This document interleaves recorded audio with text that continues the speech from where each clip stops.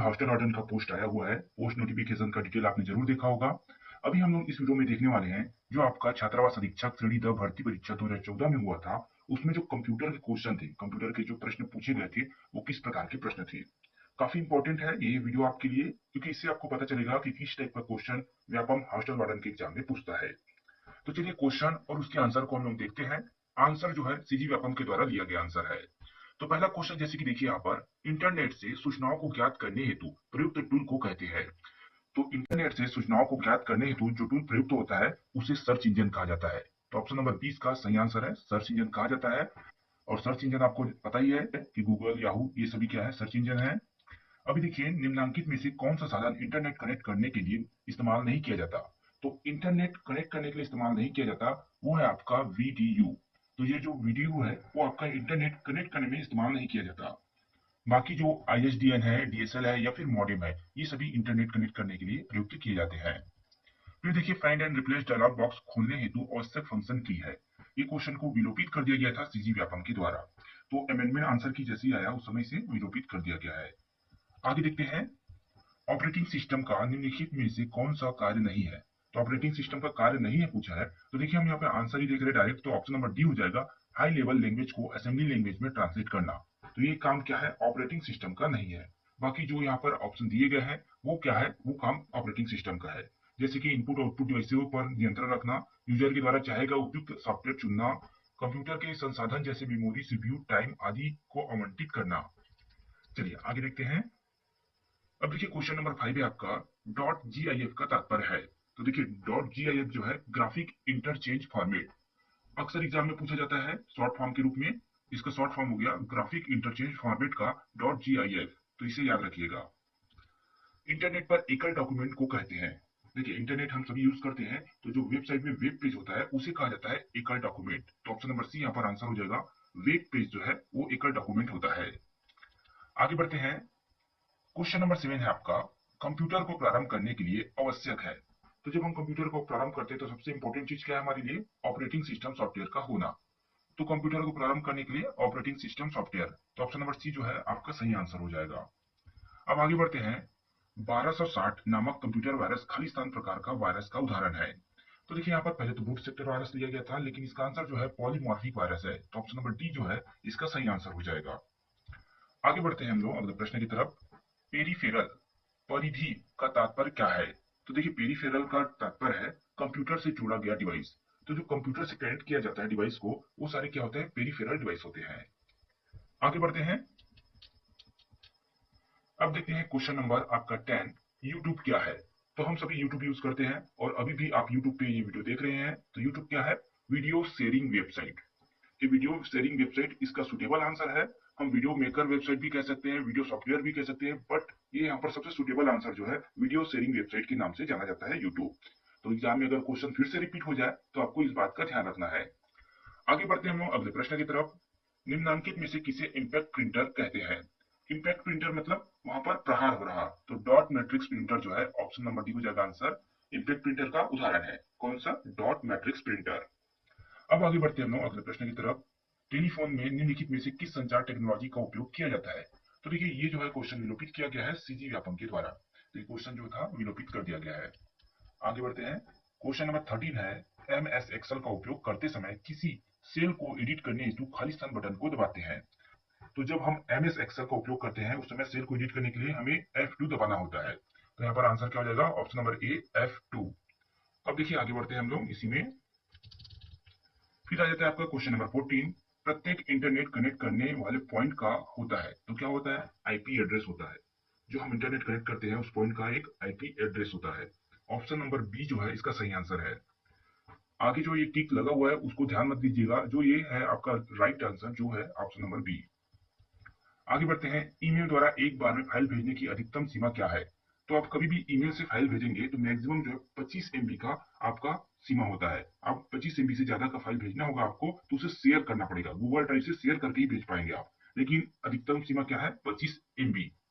तो यहाँ पर देखिए 25 केबी लिखा है जो कि गलत है, तो उपयुक्त में से कोई नहीं यहाँ पर आंसर आ जाएगा, 25 एमबी रहेगा, ध्यान रखिएगा इसको।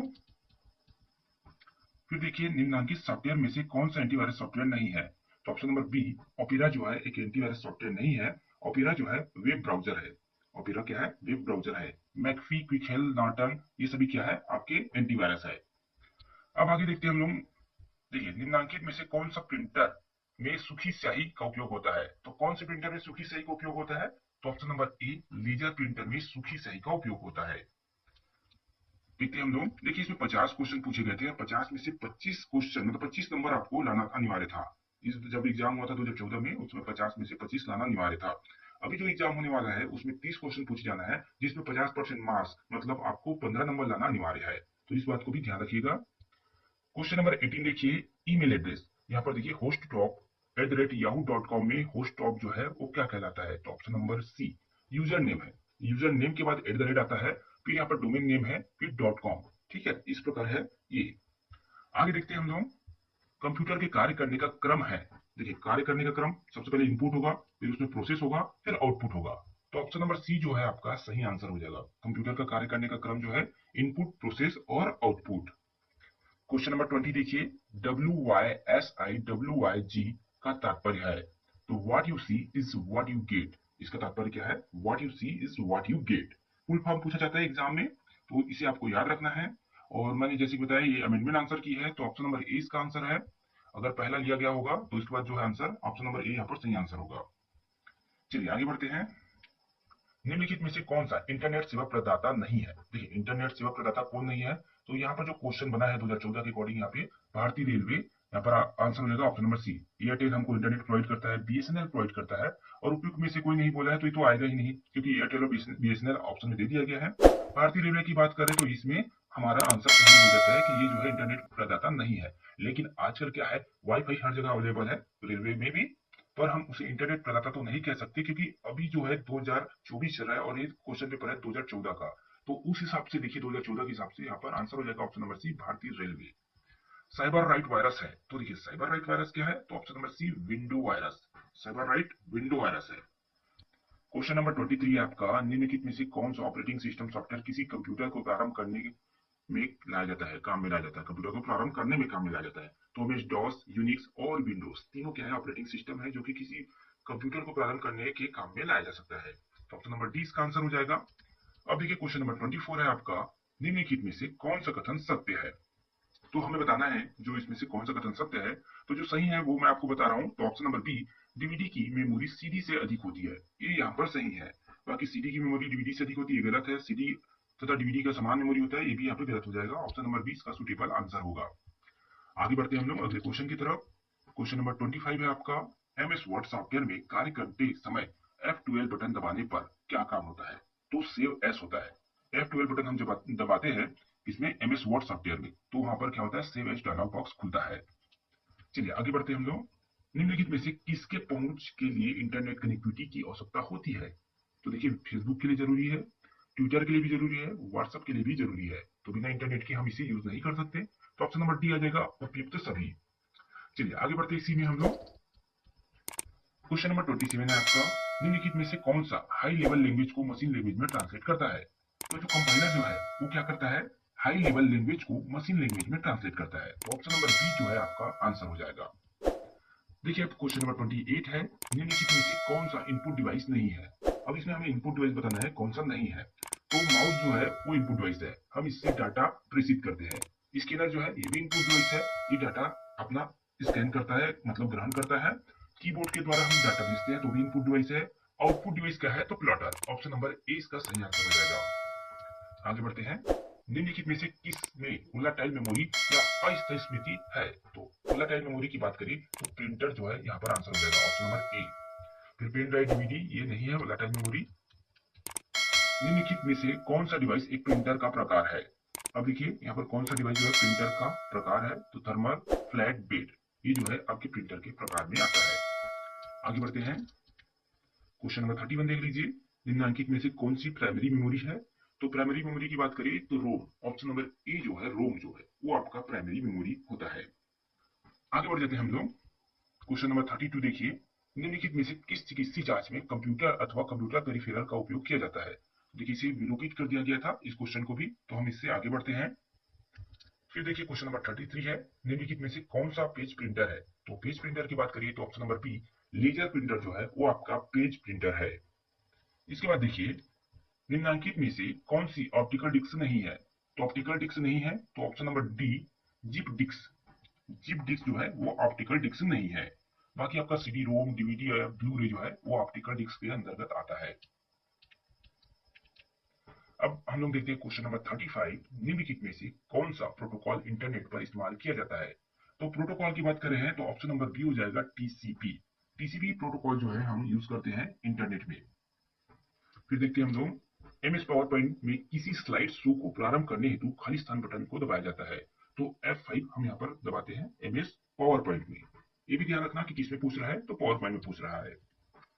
पिक्चर, चित्र, तस्वीर जिन छोटे डॉट्स से निर्मित होते हैं उसे कहते हैं पिक्सल कहते हैं उसे। क्या कहते हैं? पिक्सल। तो ऑप्शन नंबर 20 का सही आंसर होगा। उसके बाद देखिए, कंप्यूटर वास्तव में समझता है। क्या समझता है कंप्यूटर?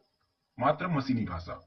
उच्च स्तरीय भाषा नहीं आएगा, अंग्रेजी भाषा भी नहीं आएगा, असेंबली भाषा नहीं आएगा, सब जाकर कन्वर्ट हो जाते हैं किसमें? मशीनी भाषा में। तो ऑप्शन नंबर ए हो जाएगा आपका आंसर। कंप्यूटर वास्तव में क्या समझता है? मशीनी भाषा को समझता है। अब देखते हैं हम लोग आगे, निम्नलिखित में से कौन सा आउटपुट डिवाइस है? तो option number C, VDU. VDU क्या है? आपका आउटपुट डिवाइस है। फिर देखिए क्वेश्चन नंबर 40 है, निम्नलिखित में से कौन सा वर्ड प्रोसेसर है? तो ऑप्शन नंबर डी हो जाएगा MS word, word star, word pad. वो क्या है? आपका वर्ड प्रोसेसर है। चलिए आगे बढ़ते हैं। इसके बाद, वेब की भाषा कौन सी है? तो देखिए, वेब की भाषा जो है वो कौन सी होती है? तो option number D, HTML, hypertext markup language. तो ये जो है आपका वेब की भाषा होती है। इंपॉर्टेंट है, वेब क्या है? एचटीएमएल की भाषा को समझता है। 42 नंबर का क्वेश्चन देखिए, मल्टीमीडिया का तात्पर्य है। तो मल्टीमीडिया में हम क्या करते हैं? तो पिक्चर, साउंड, एनिमेशन, ये सारे चीज मल्टीमीडिया के अंतर्गत आते हैं। तो ऑप्शन नंबर डी हो जाएगा उपयुक्त सभी। इसके बाद देखिए, क्वेश्चन नंबर 43 है, निम्नलिखित में से कौन सा इम्पैक्ट टाइप प्रिंटर नहीं है? तो देखिए यहाँ पर आंसर हो जाएगा ऑप्शन नंबर डी, उपयुक्त में से कोई नहीं। इम्पैक्ट टाइप प्रिंटर नहीं है बोला है, मतलब ये क्या है? इम्पैक्ट टाइप प्रिंटर है। चाहे वो डम प्रिंटर हो, चैन प्रिंटर हो या बैंड प्रिंटर हो, ये सभी क्या है? इम्पैक्ट टाइप प्रिंटर है। तो इसमें इम्पैक्ट टाइप प्रिंटर कौन सा नहीं है? तो इसमें से उपयुक्त में से कोई नहीं आ जाएगा। इसके बाद हम लोग आगे बढ़ते हैं क्वेश्चन नंबर 44 में, निम्नलिखित में से कौन सा software open source operating system software नहीं है? फिर देखिए यहाँ पर सॉफ्टवेयर नहीं है बोला, open source operating system software नहीं है। तो उबंटू क्या है? ओपन सोर्स ऑपरेटिंग सिस्टम है। फ्री बीएचडी क्या है? ये भी क्या है? ओपन सोर्स है। ओपन सोलरिस, ये भी ओपन सोर्स सिस्टम सॉफ्टवेयर है। और यहाँ पर ऑप्शन नंबर डी हो जाता है मैकटोस। तो ये जो है आपका ओपन सोर्स सिस्टम सॉफ्टवेयर नहीं है। बाकी ऊपर का 3 है, याद रखिएगा। कंप्यूटर का सबसे महत्वपूर्ण आधार है। क्या है कंप्यूटर का सबसे महत्वपूर्ण आधार? बाइनरी अंकगणित। 0 और 1 जो है वो आपका कंप्यूटर का सबसे महत्वपूर्ण आधार है। जो बाइनरी अंक होता है आपका 0 1। अब इसके बाद हम लोग देखते हैं, एमएस एक्सेल में खाली स्थान एक फलन नहीं है। क्या नहीं है? कौन सा फलन नहीं है एमएस एक्सेल में? सम है उसमें, एसवीएम सम है, मैक्स भी है, एसक्यूआरटी भी है, लेकिन एडीडी नहीं है। ये यहाँ पर आंसर हो जाएगा। चलिए इसके बाद आगे बढ़ते हैं हम लोग। क्वेश्चन नंबर 47 आ जाता है आपका, निम्नलिखित में से कौन सा एक्सटेंशन से चित्र प्रारूप की पहचान होती है? तो देखिए, चित्र प्रारूप की पहचान होती है डॉट जीआईएफ से, डॉट जेपीजी से। तो ऑप्शन नंबर सी जो है आपका सही आंसर होगा।